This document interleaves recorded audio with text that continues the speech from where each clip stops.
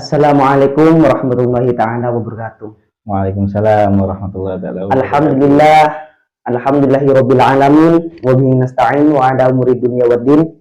Wassalatu wassalamu ala asyrofil anbiya'i wal mursalin ala sayyidina wa nabiyina syafi'ina murti a'yunina Muhammad sallallahu alaihi wasallam.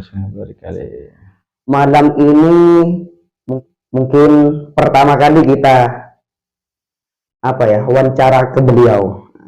Karena mulai dari dulu saya itu ingin wawancara beliau tentang kecintaan kita kepada Nabi, pastinya kepada cucunya Nabi yang lebih tahu nasab beliau lah ya. Namanya saya wawancara beliau karena beliau mempunyai majelis, jadi saya itu ingin wawancara beliau tentang keadaan-keadaan majelis beliau. Sehingga memang apakah begitu beratnya untuk menyatukan anak-anak yang awalnya tidak suka pada sholawat sehingga anak-anak ini bisa cinta kepada sholawat. Ya meskipun sholawatnya adalah beda dengan anak-anak yang pesantren seperti itu. Jadi sebelumnya beliau membahas tentang awal mula dari dia itu mendirikan majelis, kemudian hingga sekarang. Saya mau tanya dulu tentang nama, intinya tentang beliau lah. Beliau ini teman kelas berapa, Dik? Kelas 1 aliyah. Kelas 1 aliyah ya. Kelas 1 aliyah. Beliau berarti sudah perkiraan 4 tahun lah beliau bersama beliau. Kelas 1 aliyahnya itu. Saya mau tanya dulu nama jenengan, kemudian di pesantren sehingga sampai sekarang, tentang intinya tentang profil lah, tentang profil Habib Mustofa ini yang mungkin beliau ini sudah dikatakan viral lah ya. bisa lihat sendiri di Instagramnya nanti, atau saya nanti di tag di Instagramnya atau TikToknya nanti mungkin. Mungkin Habib Mustofa perkenalkan diri dulu sebelum kita bahas tentang majelisnya seperti itu. Silakan Habib Mustofa. Baik, alhamdulillah. Bismillahirrahmanirrahim. Assalamualaikum warahmatullahi wabarakatuh. Waalaikumsalam warahmatullahi wabarakatuh. Sebelumnya saya ucapkan terima kasih ahlan wa sahlan kepada Ustadz In'am yang sudah datang ke sini untuk sharing-sharing, untuk belajar, untuk tanya-tanya, terutama kehadiran beliau ke sini juga untuk silaturahmi sekaligus berbagi ilmu lah, gitu. Jadi sebenarnya saya pribadi ini murni dari kalangan pesantren ya kan. Dan alhamdulillah saya pribadi Al-Fakir namanya Mustofa Al-Habsyi, kelahiran 97. Lebih tua saya lah. 97. Kemudian masalah jenjang pendidikan itu saya sudah lumayan lama. Dulu sejak kecil sudah berpendidikan, khususnya di Diniyah. Pernah Diniyah di kampung sini juga. Habis itu SD, sekolah dasar, baru SMP, baru setelah itu masuk ke pondok. Jadi setelah SMP, lulus SMP, saya baru masuk pondok. Di pondok sampai 9 tahun. Kemarin tugas dan alhamdulillah sekarang sudah lulus dari pesantren, gitu. Nah, alhamdulillahnya di pesantren ini saya banyak hal yang saya pelajarin sehingga begitu banyak ilmu yang saya terima, bukan sekedar ilmu agama saja, ilmu sosial, bagaimana bermasyarakat yang baik dengan menyiapkan mental yang kuat, sehingga kita terjun ke masyarakat bukan sekedar ilmu yang kita bawa, tapi mental dan juga akhlak yang udah diajarkan guru-guru kita terapkan di pesantren, sudah kita terapkan juga di masyarakat. Gitu. Nah, setelah di pesantren, dan alhamdulillah saya sejak di pesantren itu sebenarnya sudah punya majelis, gitu. Karena sekarang sudah sekitar 4 tahun lah. Majelis ini Majelis Nurul Hidayah namanya. Dulu sebenarnya ini bentuk pembelajaran saya juga, banyak hikmah juga di dalamnya. Kenapa? Karena istilahnya itu belum waktunya terjun tapi terjun. Ya kan? Belum waktunya terjun tapi terjun. Biasanya kan orang dakwah itu setelah lulus dari pesantren baru dia dakwah. Cuma waktu itu saya masih belum lulus pesantren, sudah karena melihat keadaan kampung sini yang begitu amburadul setelah saya ada di pesantren selama 9 tahun. Akhirnya saya itu memberanikan diri. Cuman hanya mengandalkan tekad, berarti Tekad saja, mental saja gitu. Akhirnya setelah itu sekitar kelas 3 sanawiyah kalau nggak salah.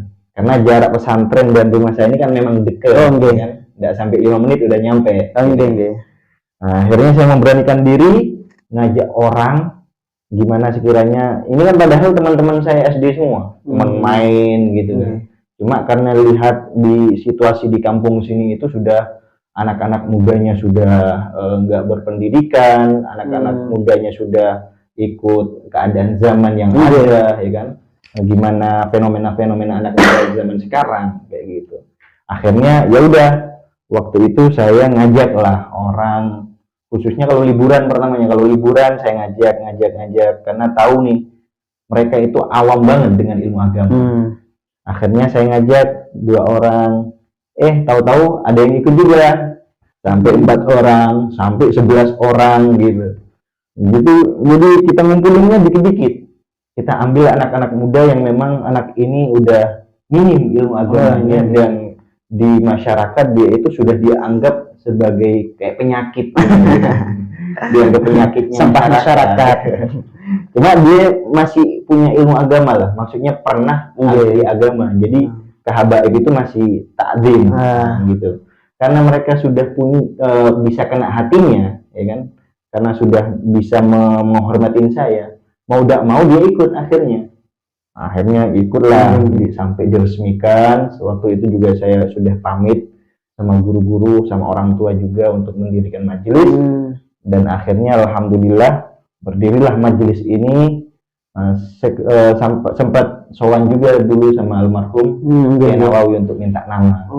Berarti nama asal dari Nurul Hidayah ini dari beliau? Sempat saya itu sowan sama beliau, mengajukan nama karena nama ini sesuai lah dengan ajakan anak-anak muda, Nurul Hidayah, cahaya hidayah. Gimana sekiranya anak-anak muda ini dapat hidayah? Bentuklah majelis ini.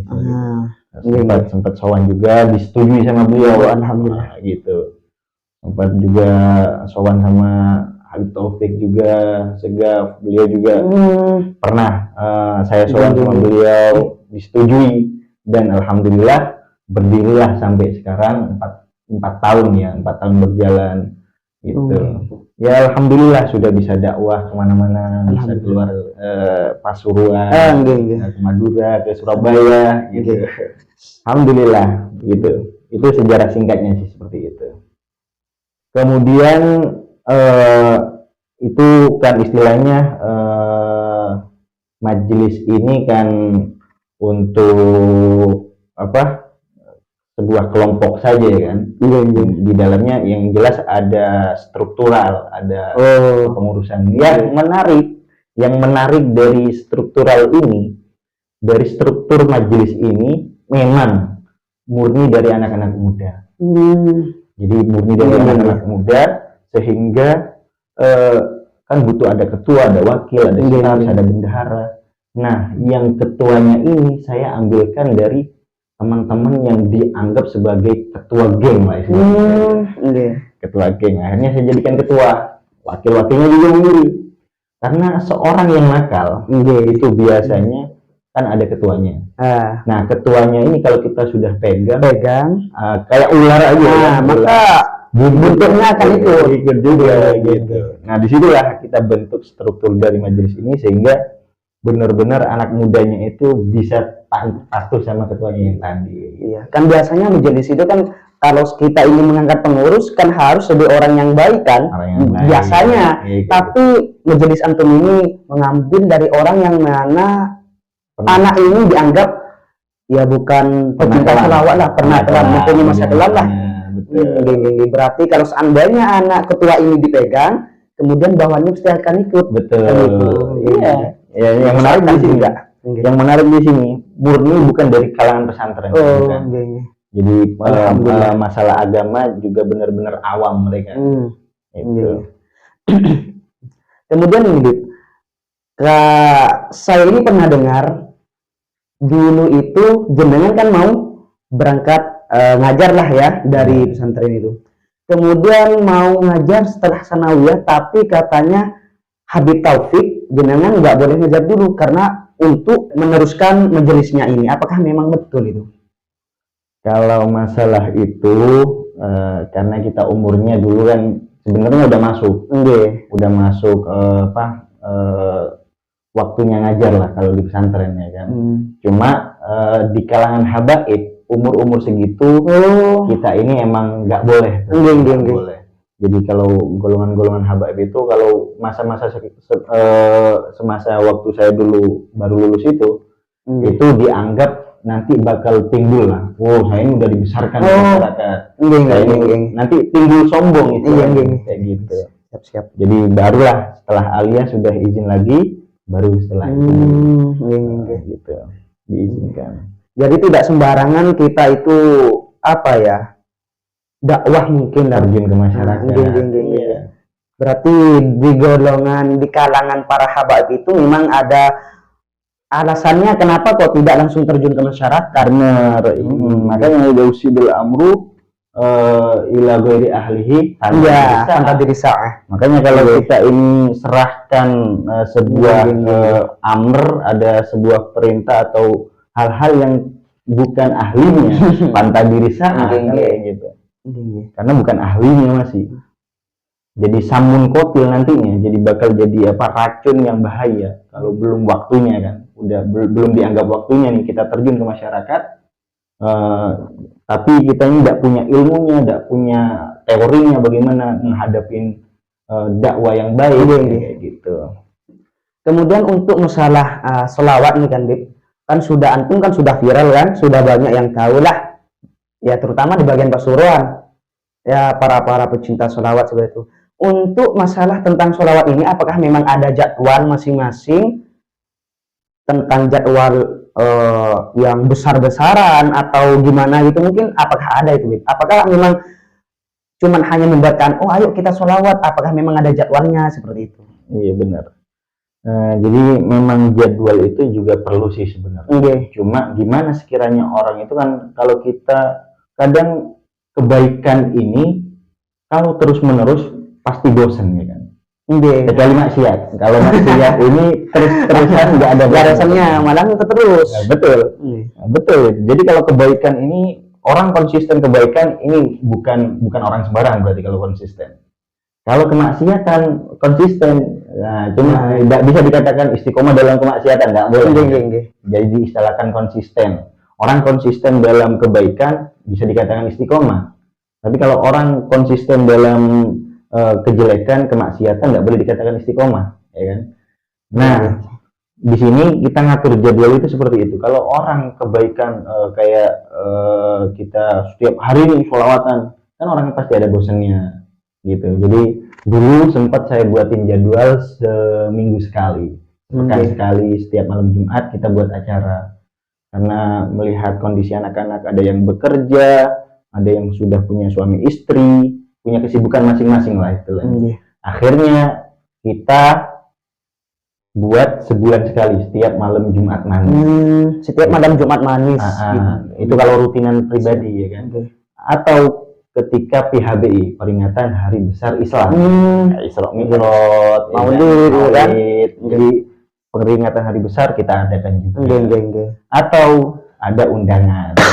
Jika ada undangan, kayak ada manten, ya, ada pernikahan, ada sunatan, ada ulang tahun. Jadi kita rubah nih.